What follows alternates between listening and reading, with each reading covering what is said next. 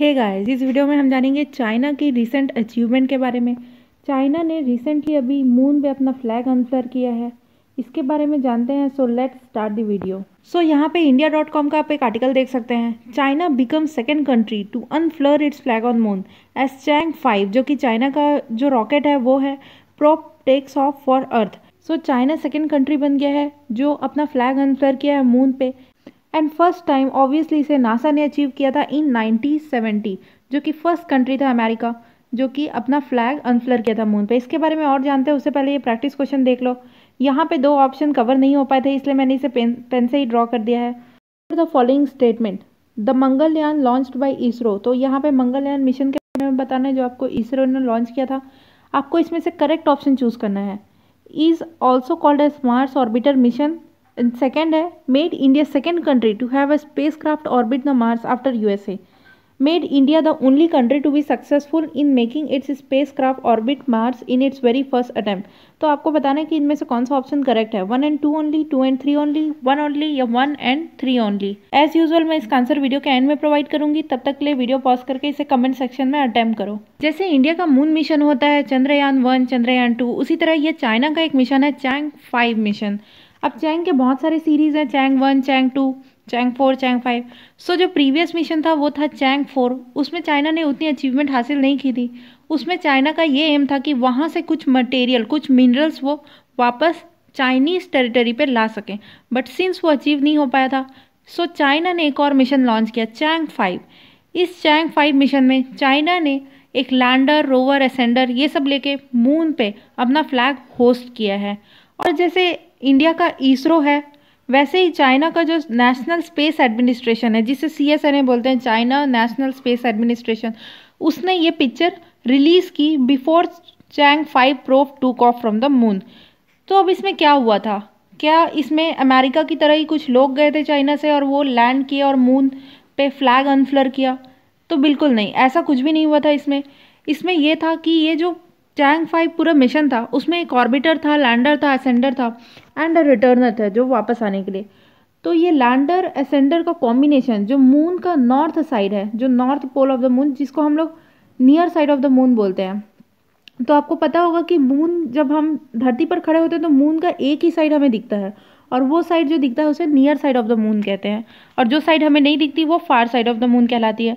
तो ये जो चैंग 5 मिशन था वो चाइना के near side of the moon में लॉन्च हुआ था, और इसे नॉर्थ ऑफ मून्स रमकेर भी बोलते हैं, जिसे ओशियनस प्रोकैलरम भी बोलते हैं, और इसे इंग्लिश में बोलते हैं ocean of स्ट्रोम on the near side of the moon. China ने यहाँ पे अपने लैंडर असेंडर के कॉम्बिनेशन के थ्रू वहाँ पे अपना फ्लैग अनफ्लर किया है।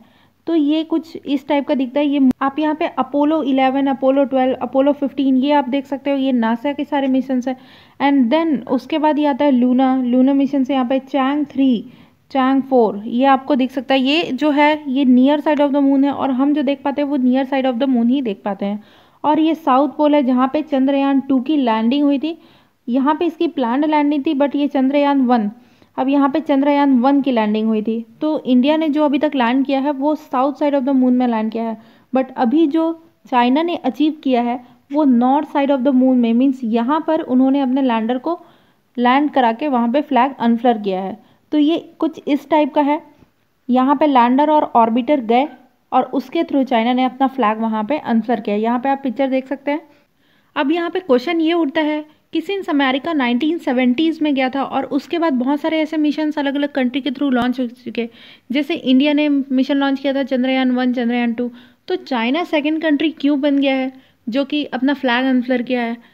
सोवियत यूनियन ने भी बहुत सारे मिशंस लॉन्च कर चुके। सो यूनाइटेड स्टेट्स जब गया था 1969 में, जब USA का अपोलो 11 वहाँ पे गया था, उसके बाद सोवियत यूनियन, ये यहाँ पे अनमैन्ड मिशन था सोवियत यूनियन का, बट वो मून पे जाते थे और मून से कुछ सैंपल लेके आ जाते थे। अभी तक ऐसी कोई भी कंट्री नहीं थी जो मून पे जाके अपना फ्लैग होस्ट करे या फ्लैग अनफ्लर करे। सो ये जो मिशन था चाइनीज मिशन, इसमें बेसिकली करना ये था कि वहाँ से कुछ मिनरल्स लेने थे और उस पर स्टडी करना था, जियोलॉजिकल इवोल्यूशन उसकी कैसे हुई, वहाँ पे सोलर एक्टिविटीज़ क्या क्या होते हैं, ये उसके बारे में था। और इस बीच में ऐसा कुछ था नहीं पहले से प्लान कि चाइना को वहाँ पे अपना फ्लैग अनफ्लर करना है सडनली। सो अब हम यहाँ पे जानते हैं अपोलो 11 के बारे में। सिंस 2019 जो ईयर था वो 50th एनिवर्सरी मना रहा था अपोलो 11 का। सो ये चीज़ बहुत इंपॉर्टेंट हो जाती है आपके लिए एग्जाम पॉइंट ऑफ व्यू से। 1961 में अमेरिका के astronaut Neil Armstrong and Edwin बस, ये दो एस्ट्रोनॉट थे जो फर्स्ट ह्यूमन बने थे मून पे लैंड करने के लिए। और वहाँ पे आप नील आर्मस्ट्रॉन्ग का स्टेटमेंट देख सकते हो जब वो पहली बार मून पे गए थे, that's one small step for man and one giant leap for mankind. So इसके बाद 5 मोर सक्सेसफुल लैंडिंग हुई। For example Apollo 13, Apollo missions में भी बहुत सारी लैंडिंग हुई एंड देन और भी एस्ट्रोनॉट गए। एंड ये सब उस समय की बात है जब सोवियत यूनियन और यूएसए के बीच में कोल्ड वॉर चल रहा था। एंड देन रशिया ने भी अपना एक एनिमल, एक डॉग जिसका नाम लाइका था, उसे भेजा था। सो अब क्वेश्चन उठता है इंडिया के मून मिशन के बारे में कि इंडिया का मून मिशन कब लॉन्च होने वाला है, कब लॉन्च हुआ था। आपसे एग्जाम में ये चीज़ पूछ लिया जाएगा कि ये प्रोजेक्ट किस ईयर का है। तो इंडिया के मून मिशन की शुरुआत होती है 2007 से with an agreement between ISRO and Roscosmos. तो ये रॉस्कोमॉस रशिया की स्पेस एजेंसी है। फॉर एग्जांपल इंडिया की स्पेस एजेंसी जैसे इसरो है वैसे रॉस्कोमॉस रशिया की स्पेस एजेंसी है।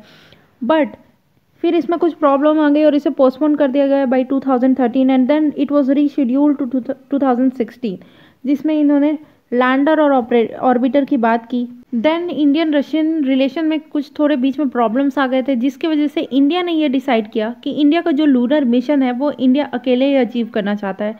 सो GSLV Mark 3 के बारे में आपने सुना होगा, इसे बाहुबली भी बोलते हैं बिकॉज जो बहुत ज़्यादा हैवी सैटेलाइट्स होती हैं अप टू 4 टन, ये उसे प्लेस करने का काम करती है, 4 टन को ऑर्बिटर में प्लेस करने का काम करती है।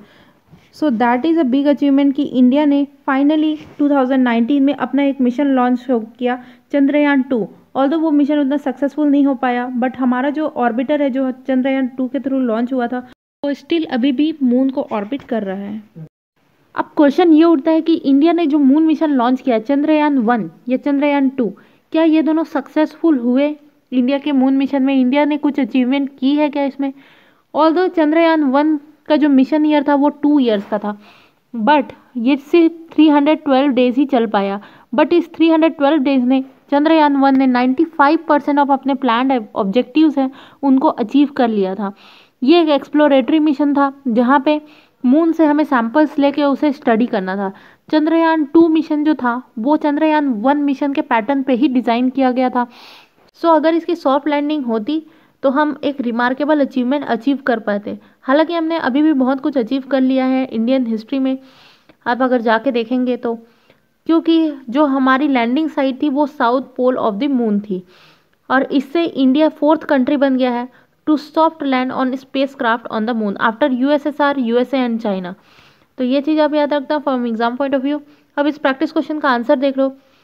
इस प्रैक्टिस क्वेश्चन का आंसर होगा B1 and 3 ओनली, बिकॉज यहाँ पे मार्स ऑर्बिटर मिशन ये वाली स्टेटमेंट करेक्ट है और India is the only country जहाँ पे मार्स में हमने फर्स्ट टाइम में ही लैंड किया था। सो इंडिया सेकेंड कंट्री सिर्फ एशियन कॉन्टिनेंट में था आफ्टर USSR, बट ग्लोबली अगर हम देखें तो इंडिया 4th कंट्री बना था जो मार्स पे अपना ऑर्बिटर भेज पाया था, अपना स्पेसक्राफ्ट भेज पाया था। सो फर्स्ट था USSR, सेकेंड था USA and then European Union and then 4th country was India. So this is the end of our video. Thanks for listening.